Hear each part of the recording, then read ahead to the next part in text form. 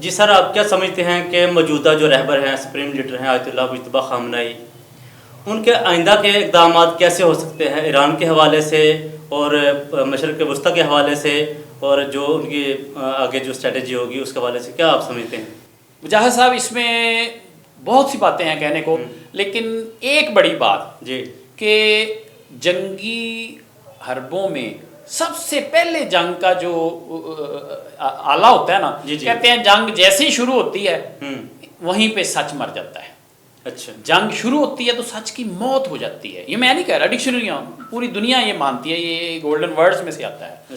لیکن اس جنگ میں علی خامنہئی صاحب نے ثابت کیا کہ وہ واقعی سچے آدمی، سچے انسان ہیں۔ انہوں نے ایک بھی جھوٹ نہیں بولا۔ انہوں نے صاف بتا دیا ہمارے یہ 2000 شہید ہوئے ہیں، پھر 2500 ہو گئے ہیں، کم ہو گئے ہیں، زیادہ ہو گئے ہیں، انہوں نے جھوٹ نہیں بولا۔ دوسری طرف دیکھ لیں مکار دشمن، وہ کیا کہتا ہے؟ وہ اپنی ہلاکتیں ہی نہیں بتاتے، نہ اسرائیل بتاتا ہے نہ امریکہ بتاتا ہے، وہ اپنا نقصان ہی نہیں بتاتے، اور میڈیا کو بھی ایکسیس نہیں دی۔ ایون اسرائیل میں ابھی جو سی این این کے ایک لیڈی رپورٹر، ان کے ساتھی رپورٹر کو جو قتل کر دیا ان کی فوج نے، ابھی ان کا جناب وہ دنیا کو دکھانے کے لیے جناب اسرائیلی فوج کی پوری بٹالین کو انہوں نے معطل کر دیا، اور ان میں سے جو ان کے کمانڈ کرنے والے، آرڈر دینے والے تھے، ان کو حوالات میں بند کر دیا۔ یہ ہمیں بتانے کے لیے ہے، ادروائز ایسا نہیں ہوگا۔ ہم یقین نہیں رکھتے ان کی کسی بات پہ، کیونکہ ہیں ہی جھوٹے۔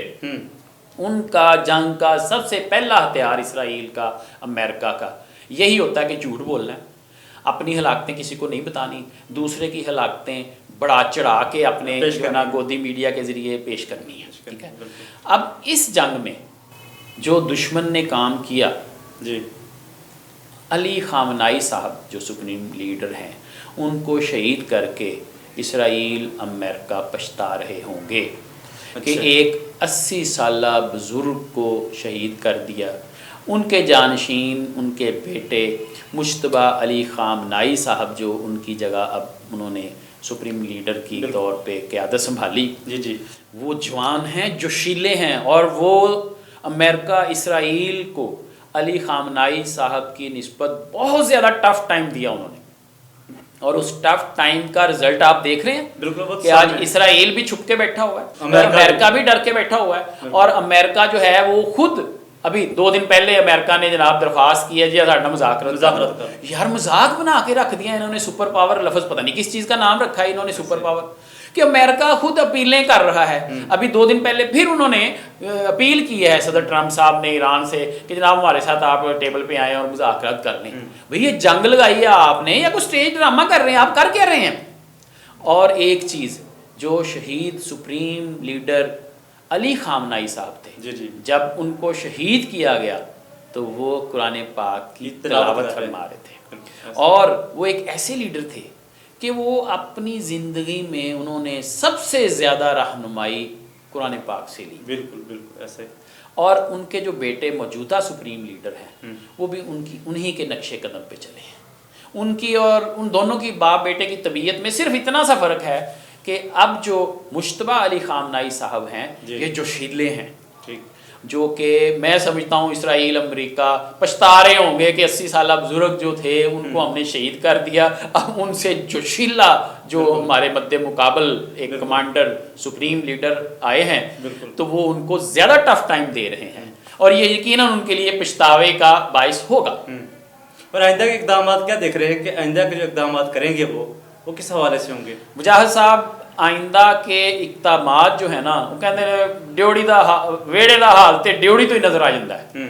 آپ دیکھیں کہ اب تک ایران نے کوئی ایک بھی ہلکی موو نہیں کی، ان کی ہر جنگی چال کامیاب ہے۔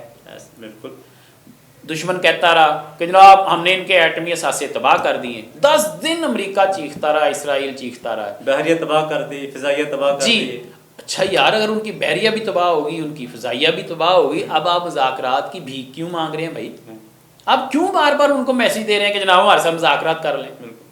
اس سے یہی ثابت ہوتا ہے ان لوگوں کے پاس سپر پاور شاور کوئی چکر نہیں۔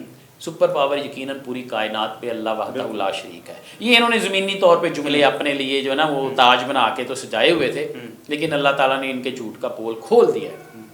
یہ کوئی سپر پاور شاور نہیں تھے، یہ صرف اور صرف جنگی ماحول کے دوران میڈیا کنٹرول کرتے تھے، جنگی ماحول کے دوران یہ اپنی تعریفوں کے لیے میڈیا کو استعمال کرتے تھے، مخالف کو کمزور دکھانے کے لیے بھی میڈیا کو استعمال کرتے تھے۔ اب آ گیا ہے سوشل میڈیا، سوشل میڈیا ان کے گلے پڑ گیا۔ آپ اب بھی دیکھیں پوری دنیا کے ٹی وی چینلز جو مین سٹریم سیٹلائٹ چینلز ہیں وہ اب بھی نا انہی کی پخ مارتے ہیں، وہ اب بھی اسرائیل امریکہ کو بڑا بڑا چڑھا کے پیش کرتے ہیں، لیکن اس کے لیے حقائق ان کے پاس کوئی نہیں ہے، دکھانے کے لیے ویڈیو کوئی نہیں ہے۔ 4 دن پہلے کیا ہوا ہے، ایران نے امریکی اور اسرائیلی کمپنیوں کے 2 کمرشل شپ جب لیے ہیں اپنے قبضے میں تو پاسداران انقلاب ان کو ہینڈز اپ کرا کے لے گئے اپنے علاقے میں۔ اچھا، امریکن گودی میڈیا نے، اسرائیلی میڈیا نے کیا خبر چلائی کہ جناب ہم نے جو ہے نا 2 شپ پکڑ لیے ہیں جو کہ ایرانی کمپنیوں کے تھے اور انہیں ہم نے تحویل میں لے لیا ہے۔ حالانکہ ایران نے اس کی ویڈیو بھی چلائی۔ یس، میں یہی بتانا چاہ رہا ہوں مجاہد صاحب، ایران نے پکڑا ویڈیو یوں لوڈ کیا سوشل میڈیا کے ذریعے، اس نے کہا ٹھیک ہے تمہارے یہودی چینل نہیں دکھاتے نہ دکھائیں، امریکی چینل نہیں دکھا رہے نہ دکھائیں، ایلو پڑھو ویڈیو۔ جیسے ہی وہ ویڈیو چلی ہے کہ ایرانی پاسداران انقلاب نے دونوں جہاز جو ہے نا ان کو ہینڈز اپ کرایا، چلو ادھر لگو کے، اور وہ ان کو لے گئے۔ اب اس کے بعد کوئی اسرائیلی میڈیا، کوئی یہودی میڈیا، کوئی امریکی میڈیا، کسی نے اس خبر کا ذکر تک نہیں کیا۔